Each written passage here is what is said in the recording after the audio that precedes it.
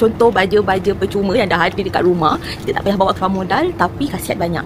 Yang first is daun kering. Daun-daun kering ni bolehlah kutip kat mana-mana, bawa pokok ke, lagi-lagi kalau duduk rumah kampung ataupun ada pokok besar. Daun-daun kering ni satu boleh guna sebagai sungkup, satu boleh jadi sebagai kompos. Boleh juga kalau dah kering ni hancur-hancur tabur je atas pokok, atas tanah tu kan. Sungkup pun boleh. Maksudnya kalau kita punya tanah tu kita letak di atas ni supaya air tak senang sejat, air maintain dalam tu, suhu tanah pun terkawal.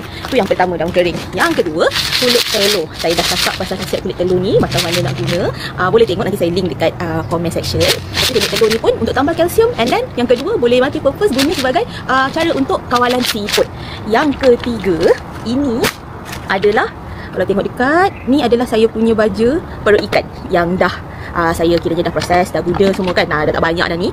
Ni kalau macam siang ikan kat dapur tu kan, perut-perut dia jangan buang. Perut dia boleh simpan dalam bekas ni, sulam dengan gula merah kalau tak nak berbau kan. Lepas tu nanti dalam tak lama pun, tak sampai sebulan dia dah start berair ni.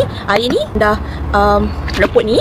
Boleh ambil untuk larutkan lagi dalam baldi air besar pula kan. Lepas tu boleh siram untuk pokok-pokok kita lah. Paling ons untuk pokok-pokok bunga, pokok buah, sebab dia memang banyak hasil untuk pokok bunga dan pokok buah. Pokok daun pun boleh untuk gebu kan memang. Tapi ni untuk push bunga dan buah memang paling terbaik. Kalau macam saya kadang-kadang dekat pasar tu, sebab beli ikan memang dah minta tolong abang pasar siangkan kan, kita balik tinggal basuh. Tapi perut dia tu minta dia tak buang, kita collect. Ataupun kadang-kadang boleh je pergi kat pasar, minta abang pasar tu nak perut ikan, diorang bagi je, sebab after all diorang nak buang juga kan. Dan boleh guna ni. Ini untuk nak push saya punya sandpaper vine, saya punya pokok rose, pokok-pokok sayur yang berbuah macam terung, bendi. So ini semua memang ons. So ini sharing untuk 30 hari 30 tips kebun hari ni. Jangan lupa follow untuk tips-tips seterusnya. Saya jumpa lagi anda di next kebun vlog. Bye bye.